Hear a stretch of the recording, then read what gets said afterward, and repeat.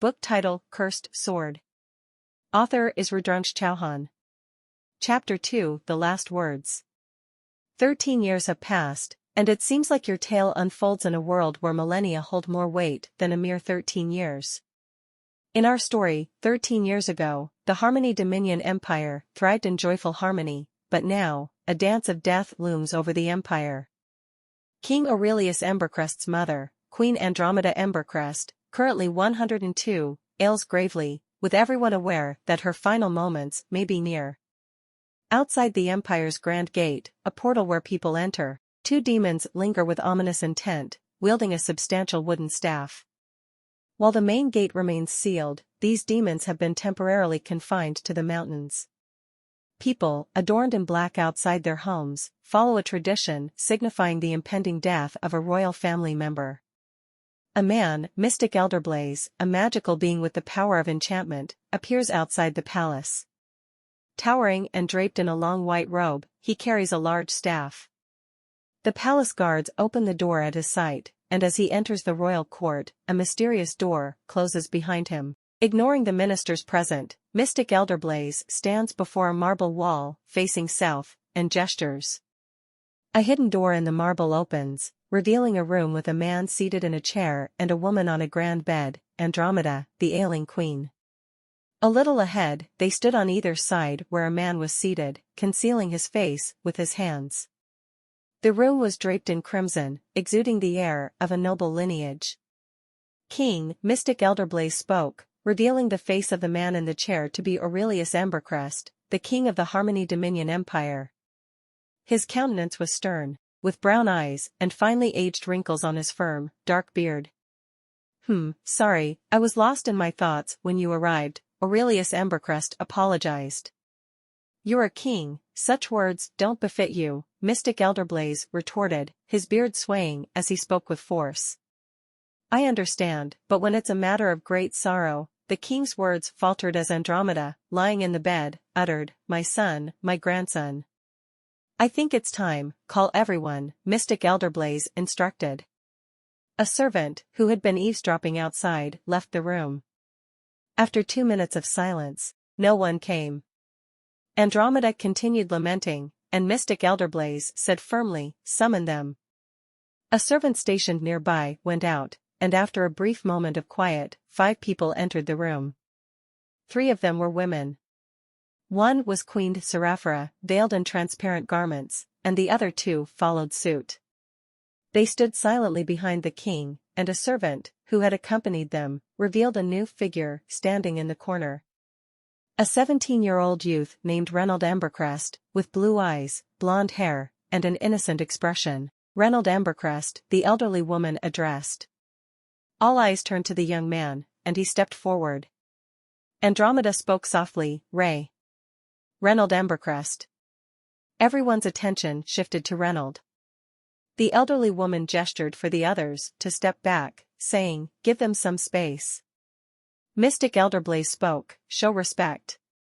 Let's all move to the far end of the room and let them have their conversation.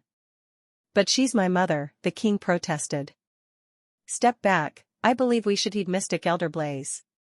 He has chosen Reynold, the queen intervened. The king tried to speak but closed his mouth, as if holding back words. All present moved to the far end, leaving Reynold in the center. Andromeda whispered, Ray. Reynold. Yes, Grandma, Reynold Embercrest replied. Andromeda, appearing more frail, gestured towards a blue locket around her neck. Take it. It will be needed, she said in a peculiar voice. Reynold hesitated, but this is yours. You will understand its importance. Do not give it to anyone, it is crucial. Do not give it to anyone, Andromeda stressed, her hand unusually warm. Ray, Andromeda was saying something. Reynold held her hand. The king and queen approached from the other side of the bed, looking at Andromeda's aged face. Everyone knew that whatever was about to be said would be the last words. Will you stay with us? Will you always stay with me? Reynold Embercrest asked, tears streaming from his eyes. The queen and king looked at each other and then immediately turned their gaze towards Andromeda. Always. Andromeda uttered, and a few seconds later, the hand in Prince Reynolds' grip went limp. The queen and king both looked towards Andromeda. She had passed away. The king looked in one direction and immediately rested his head on his wife's shoulders. The queen stood there, and she covered her face with her transparent garment. "Grandma!" the prince exclaimed loudly, placing his head on the bed and crying. Everyone around him began to weep, and the sound of sorrow echoed through the room. "Mystic Elderblaze and King, I believe an announcement should be made in the kingdom." Both women standing side by side, their faces still covered, spoke simultaneously. Yes, tears welled up in the queen's eyes as she comforted them. Mystic Elderblaze had left the room to inform the entire kingdom that their queen, Andromeda, was no longer in this world. For a moment, queen and king had left the room, urging Prince to join them. However, he insisted on lingering a bit longer. Prince stood up and sat on a chair, still holding the blue locket in his hand. His wet eyes gazed at the locket, contemplating its significance, a gift from his grandmother. Suddenly, a sweet melody reached his ears, originating from the locket. Intrigued, he held it closer and began listening to the lyrics. "Always we are always help you, always our pure soul always says." Unfortunately, he couldn't catch the last words as the king entered at that precise moment. "Reynold Embercrest, it's time for you to leave, you must respect our customs and traditions."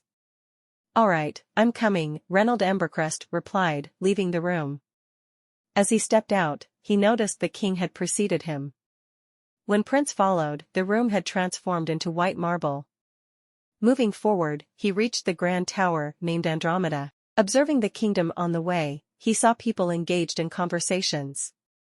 Upon entering the tower, he discovered a room at its peak with an open sky. Inside, there was a spherical chamber adorned with a large portrait of Queen Andromeda. Standing by the window, he observed the outside for a while, before proceeding further into the grand tower. Inside, there were two towers, one with closed rooms and the other open. The open tower held a vast pedestal, displaying symbols of love. 4 photos were placed on it, but one noteworthy change was the absence of Queen Andromeda's image. To provide context, in this tradition, when someone passes away, a royal woman covers her head with a transparent cloth, while a non-royal woman conceals her face with a black cloth. In the stand, one photo was missing, as Queen Andromeda had passed away, leaving only 3 photos of the royal lineage. He continued standing there, observing the scenery outside. Standing there, he felt a lingering thirst in his eyes, but he forcefully reminded himself, "I'm 17 now. My kingdom relies on me after my father. I can't afford to indulge in too much sorrow." The responsibility weighed on him. Thoughts crossed his mind about the mysterious song playing, but he chose not to dwell on it. He spent a considerable time observing the outside view. Below the tower, there was a palace nestled in the mountains, and further down, a commoner's house. A massive mountain stood in front, with the sun slowly setting behind it. To be continued.